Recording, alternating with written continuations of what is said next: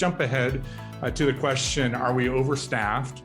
And if so, what our next move might need to look like.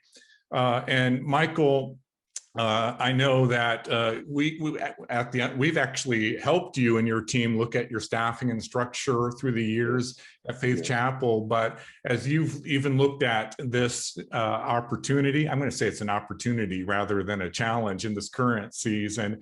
What are you seeing, and how do you know if you're over or understaffed?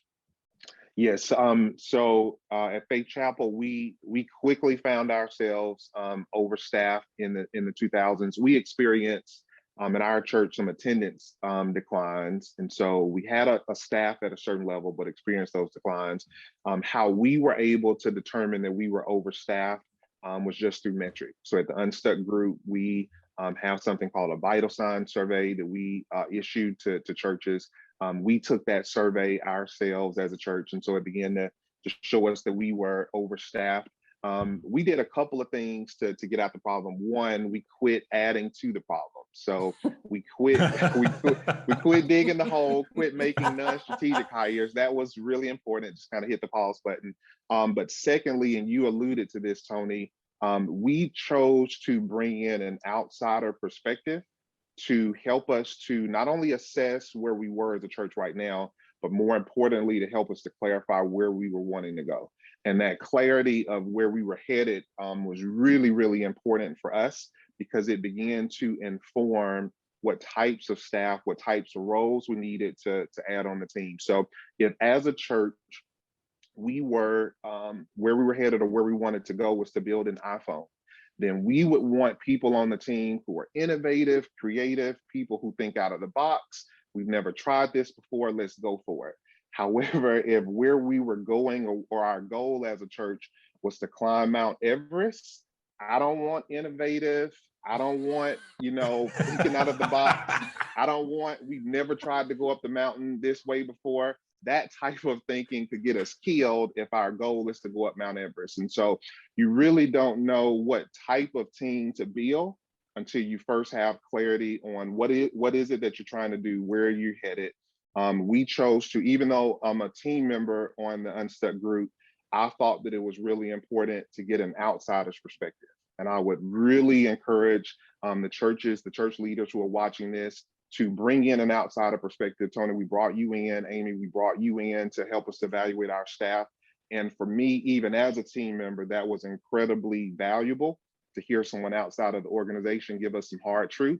And then over time, we began to align both new and existing staff to that future direction that we had clarified. That's good. Yeah, Michael, your analogies always convict me, and they make me think, why didn't I think of that? But thank you. That's great.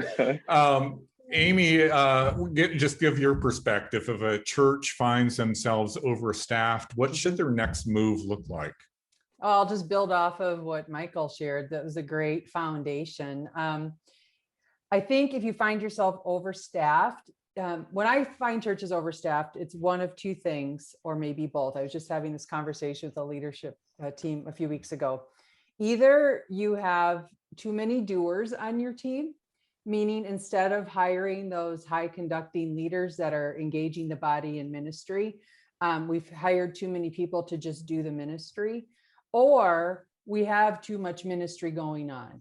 Okay, so instead of that focus, like I love how you talk about that, Michael, and a great analogy. Until you know where you're going, you don't know what type of team to build. And if you don't define where you're going, then you're going everywhere. And so you're scattering all of your resources. You're not keeping them moving forward in an aligned way. And by the way, it's so easy for churches to have too much ministry going on, because really almost everything I see churches doing is good. And so we never want to stop doing something good, but when we have too much good going on, we don't have a lot of great going on. So the other way would be that they are both doing too much and they have too many doers. So you have to figure out, I think, get clarity, like Michael said, with where you're going, what's our core ministry actions, and then staff to that plan.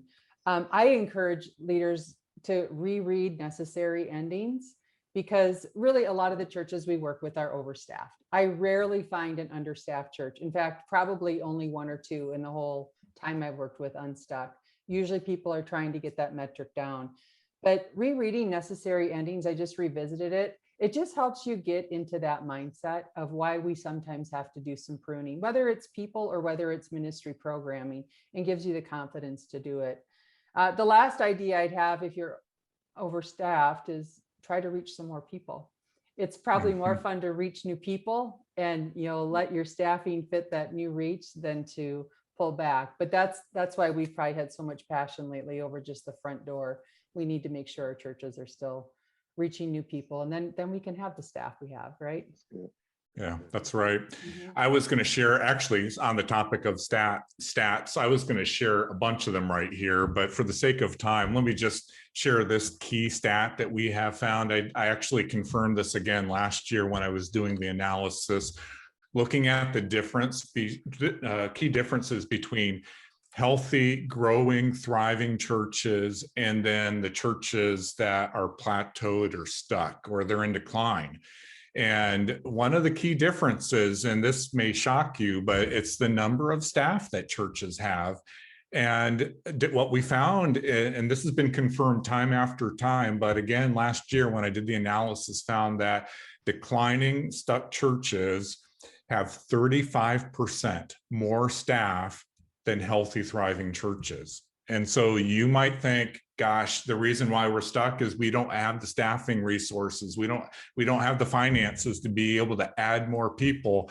And my initial reaction to that is, that's a good thing. That's a good thing, because now you have an opportunity to take a next step and experience what it is to really be a healthy, thriving church. And many times it's not the number of staff you have, it's the type of staff you have. And that's why I love some of what Michael and Amy are sharing.